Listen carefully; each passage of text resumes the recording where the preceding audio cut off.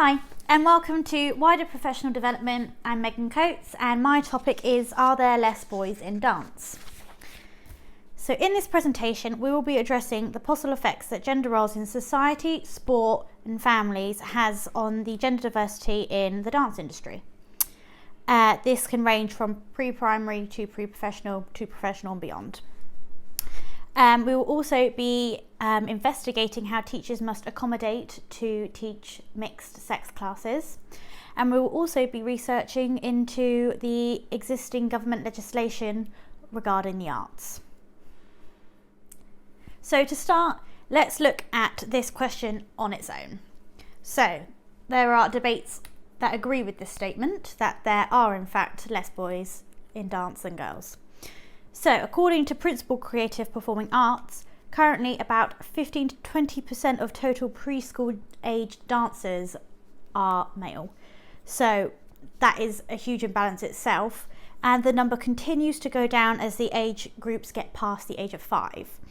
So this suggests that there is an unequal amount of encouragement for both genders to pursue and engage in dance in their early formative years. According to the National Institute of Health, out of the 184 professional modern dancers used, only 49 were male compared to the 135 female.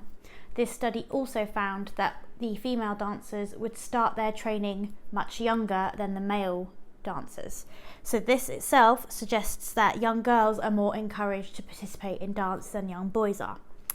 And finally, according to Gormley, out of the 3.5 million children in the US, out of those who study ballet, only 10% of them are male.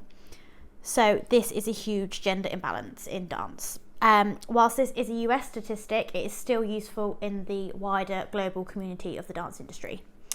Now, debates against.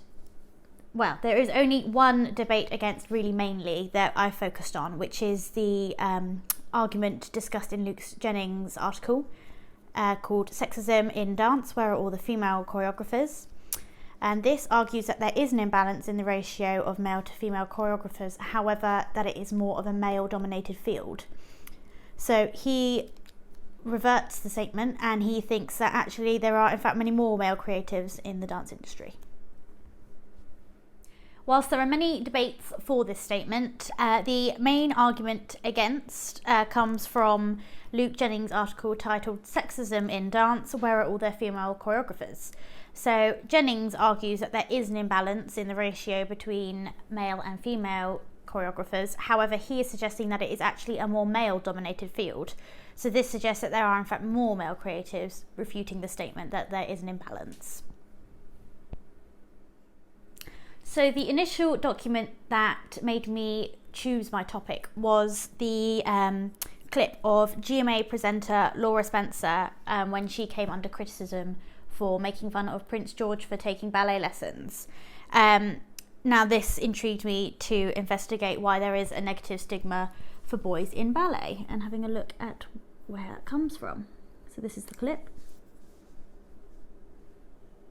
GMA's Laura Spencer is being criticized for laughing about Prince George's ballet dancing. Prince William says George absolutely loves ballet. I have news for you, Prince William. We'll see how long that lasts. He might end up, but between the religious studies and the computer programming, I just want to go back to the Play-Doh. The ballet class is part of the 6-year-old's school curriculum.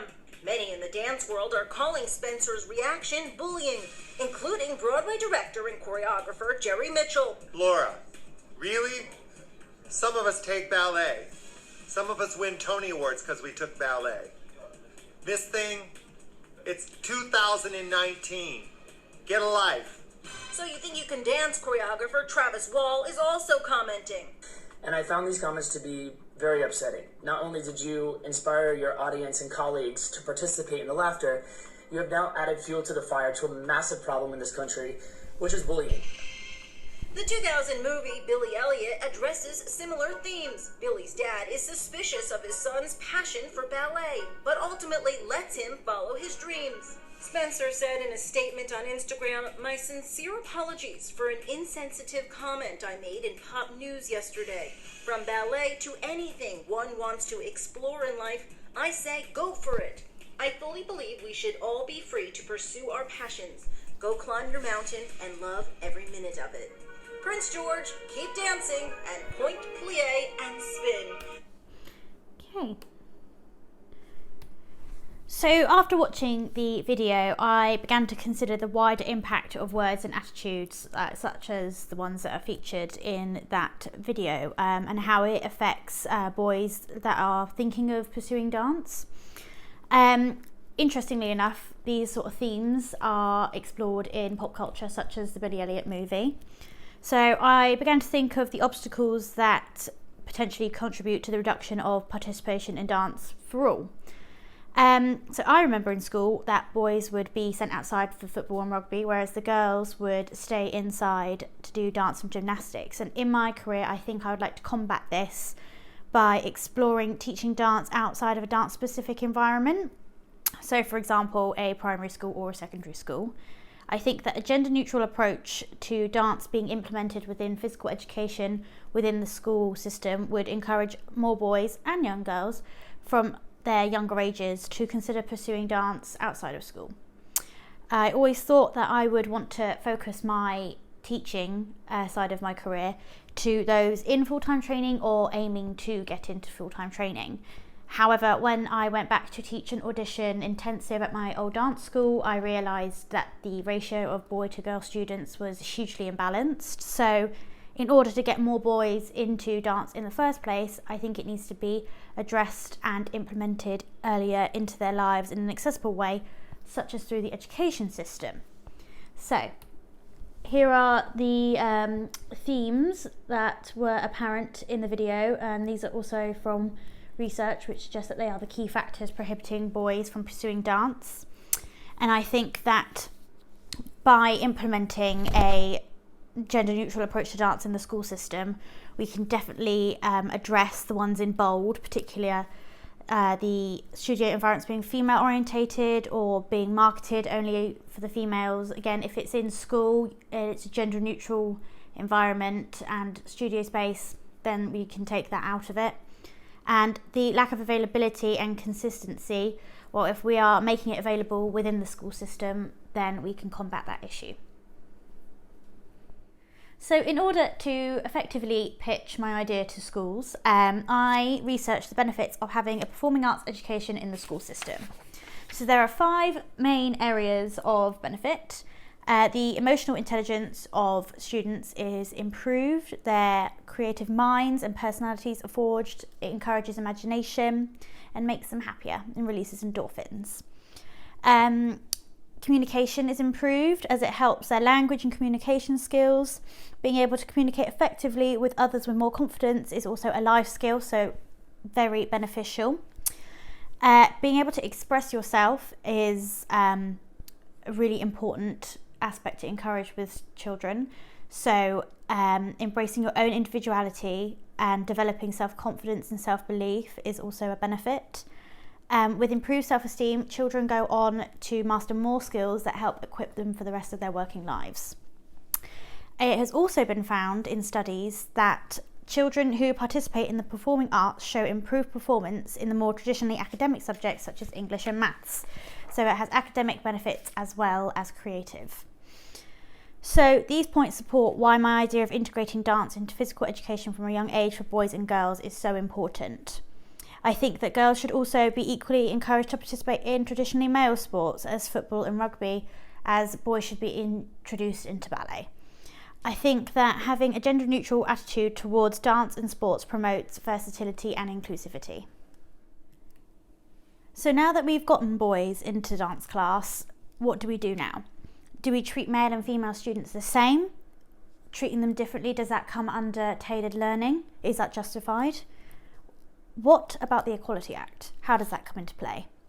And also, how does this impact a teacher's code of conduct? Also, it's interesting to research into what the government have to say on all of this. So, to start with, the physical differences in the sexes. During the first 2 or 3 years of primary school, both sexes develop their motor skills at the same rate, with the same level. So as a group, both sexes can run, jump and throw a ball and so on with equal ease. This makes it a perfect time to implement dance as a form of physical education within the primary school system. So into syllabus classes, physical differences in the sexes are sometimes highlighted in the set exercises, for example, boys jump exercise. I think it's equally important to encourage both boys and girls to learn all of the repertoire, as it helps them gain strength if they are encouraged to do bigger jumps, and with the boys maybe being encouraged to do point work, they will develop more control. Obviously it will be adapted, so they will be doing it on flat in the centre, but they can still take much away from it. And it is interesting, as this quote from De Sophie in Wittenberg's article basically addresses taking away gender from a syllabus. So instead of having a woman's variation or a male's variation, it's variation A or B. So as he rightly says, surely we can all learn both tracks. This leads nicely onto a gender-neutral syllabus. Now, upon research, it was interesting to find that BBO actually offer a gender-neutral syllabus, which links back to what we were just talking about removing any sort of gender from different exercises and variations. I think that this really encourages versatility and also inclusivity, and it removes any gender labelling, which removes any stereotypes that might be attached with that gender. And I think that it is a great step forward and sets the bar for other examining bodies to do the same. And I hope that in the next coming years we will see more gender neutral policies beginning to emerge in the dance industry. The Equality Act states that it is unlawful to discriminate against a person based on their age, gender, sex, sexual orientation, race or religion. So this legislation encourages equal treatment of all people, for example, maybe of all the sexes in employment, pay, law and schools. So this then translates into equal treatment of your students, as regarding to not providing one gender or sex with more opportunities than the other. Children in schools should be given equal opportunity to experience new sports or arts programs. In a studio environment, all students should be encouraged to participate without the limitation of sex and gender specific exercises, as previously addressed by De Sophie in Wittenberg's article. This leads nicely onto the equal opportunities policy. So, providing the same opportunities for all of your students is a necessity. It is important to recognise this when we are promoting these intensives that are directed at a specific audience, for example, one specific gender like the Boys' Days. So when the justification for this is that by providing a very tailored opportunity for a smaller audience, we are trying to address a larger problem, for example, the balance of male to female dancers in the industry, we need to be careful of the potential feelings of resentment it can cause. It is always a tricky one when we are trying to meet a balance, as by implementing these sorts of opportunities can have the potential to completely tip the balance and flip it to the other extreme. This was actually addressed in Jennings' article, as the imbalance of male to female choreographers may be due to when there was an increased push in the funding being directed for male choreographers to try and encourage them. This then obviously had negative effects for female creatives who were not able to access the increase in funds due to their gender. So these sorts of schemes then can raise potential issues of discrimination due to gender or just unequal treatment. To reduce these potential feelings of resentment caused by gender-specific outreach schemes, I think that the performing arts industry needs to consider how a balance can be met in a possible, fair and possible way without tipping the balance back to the other extreme, and then a happy medium can be found. But I think this is an area that needs future research. So for me to be able to gain a sense as to how possible it is for me to pursue this idea of implementing a gender-neutral approach to dance within primary school education, I decided to have a look into the existing legislation regarding provision for the arts education. So, when I searched into the website, dance education in primary and secondary, these were my results. And as you can see, a common theme is that they are all rather dated, apart from the exception of the Northern School of Contemporary Dance, which is to do with further education, so not relevant to my target audience. So to encourage more implementation of the arts education into schools, I think that more regular reviews of existing legislation needs to take place. This statistic supports why I think that a review of the education legislation regarding provision of the arts needs to take place. What struck me is that the A-level entries for dance fell by 42% between 2010 and 2018. Now that is a huge percentage. So I hope that in the near future there will be more government recognition for the value of an arts education in school. As mentioned previously, it is not just academic benefits, there are emotional and physical benefits too. I hope that this then will result in more funding, or if not more funding, just less cuts in that area.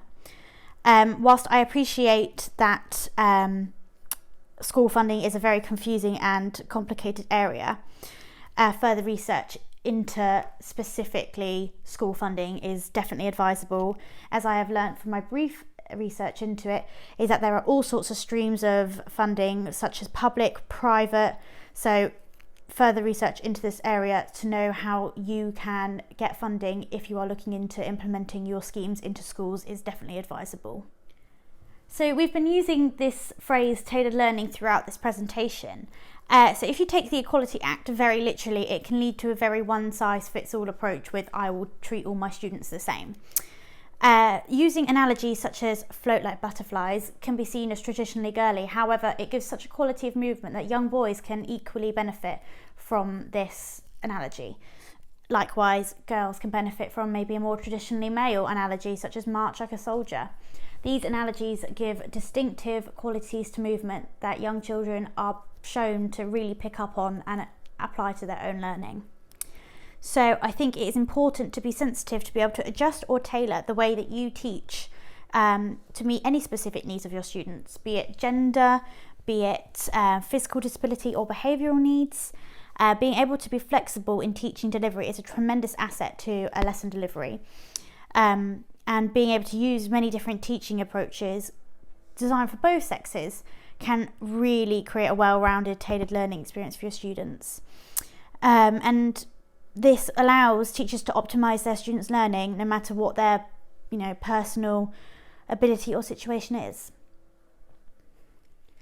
So regarding a teacher's code of conduct, how do the points in those documents affect how a teacher delivers an effective lesson to a mixed-sex class? So in the roles and responsibilities section, this is condensed down from the full online document. I have focused on the two first points in bold, and these are the most relevant, I think, when considering how a teacher can best support a mixed-sex learning environment. So hopefully after this presentation, we will have thought more in depth about how we can diversify our studio environment in a sensitive and inclusive way. And I think then we'll be able to apply the knowledge that we've gained from this presentation to apply it to our learning during this teacher training course, ultimately with the goal to better support our students. And then next, in the good practice guidelines, again condensed down from the full online form. The ones in bold are the ones that I have focused on the most. So these I think are key for a healthy and diverse studio environment. By treating all the students equally, we are treating them with respect and setting a good example in behaviour. We are then encouraging them to do so inside and outside of the studio. And I think this is really important. So to conclude, from the research conducted in this discussion, it is arguable that there is an imbalance in the sexes in young children participating in dance. It is also important to encourage male participation in dance and provide these outreach programs to introduce more young boys into dance, but not at the expense of female dancers already in or starting their training. I think that my idea of implementing dance in a gender-neutral way within physical education within the primary school system would be an excellent investment. especially when the children in primary schools have their motor skills developing at the same rate, and with the proven benefits such as academic achievements and also a more well-rounded arts knowledge. There are also the potential long-term effects of balancing out the number of male and female dancers in the professional industry in our future. And these are the references that I have used when conducting my research.